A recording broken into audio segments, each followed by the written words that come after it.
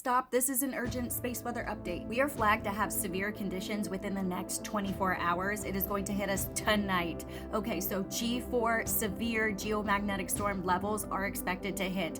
We are also in an S3 strong solar radiation storm, and radio blackouts are still an option. We've already had an R3 strong radio blackout due to this X1.9 solar flare that is hitting us tonight. And if you're new here, my name is Sarah Starr. I track space weather, energetic shifts, and astrology in real time. And I translate it into how you're going to physically, mentally, emotionally feel and how you need to regulate yourself and prepare. Active region 4341 produced an X1.9 solar flare associated with that R3 radio blackout. We also have this big planetary alignment that is happening. We have Venus, we have Mercury, we have Mars, Jupiter is behind us, we have 3i Atlas in the atmosphere. This is an active Earth-facing position and it has huge CME potential. Coronal high-speed streams are in the background due to this as well, and the whole system is going to accelerate. What I'm watching right now is the magnetopause pressure and the solar wind, because the BZ is going to be the open door for this to happen, and our magnetic field strength will weaken. So the CME and the high-speed stream is going to arrive. The magnetopause is going to compress very quickly, and that's when you get sudden pressure waves and aurora expansion, satellite drag increases, GPS disruption, and something just shifted kind of feeling that people are going to notice in real time.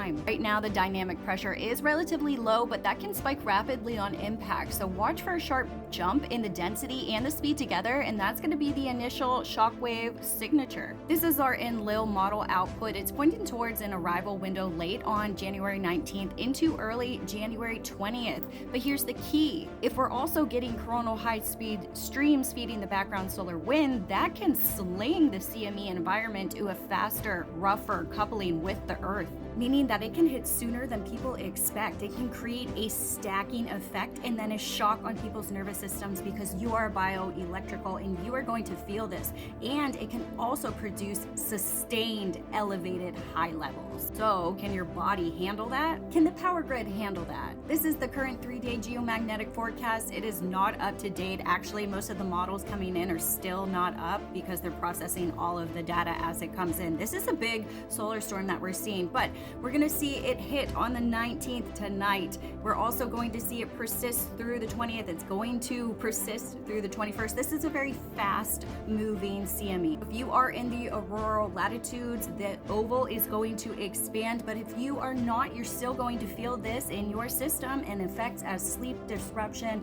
There's going to be nervous system stimulation that is going to occur, tech weirdness, videos aren't going to upload, you're going to have cognitive fog, you're not going to know where you're at. There's going to be a body heaviness as well with a solar radiation storm. Protons hold mass, it affects your actual physical body. And then there's going to be emotional volatility involved with all of the high cosmic energy because people don't know what to do with all of this incoming invisible energy. As you can see, we had a long X-class flare eruption, and then we're down here with our solar proton flux. So we're in an S3 solar radiation storm right now, meaning that energetic particles are elevating enough to matter operationally. In aviation and radio, there's going to be more absorption and it's going to degrade the high frequencies at higher latitudes.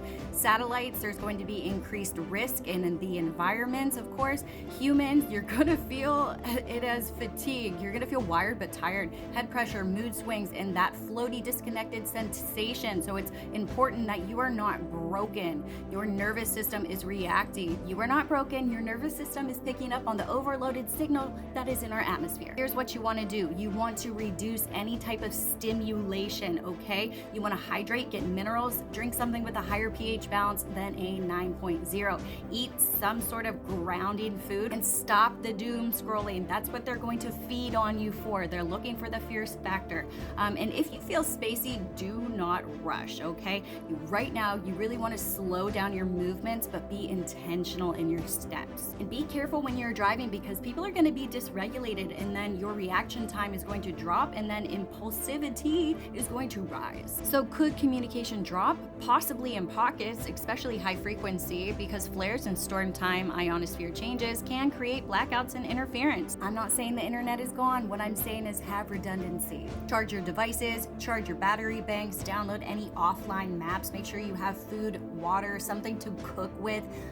for a few days, flashlights, extra batteries, have a backup heating plan. Because on top of the severe geomagnetic storm that we're getting, we also have a huge risk at earthquakes popping off. So let me be very clear, I'm not predicting an earthquake, but what I'm seeing from space weather and the Schumann resonance is that we see tectonic influences and energetic influences in this type of study. So be aware of the after effects that have happened after we have huge spikes on our Schumann resonance. Preparedness is still smart. So here is our USGS. As you can see, we are getting a lot of different earthquakes. New Caledonia just had a 6.0, another one. We're seeing Pakistan be affected. We're also seeing Alaska, California.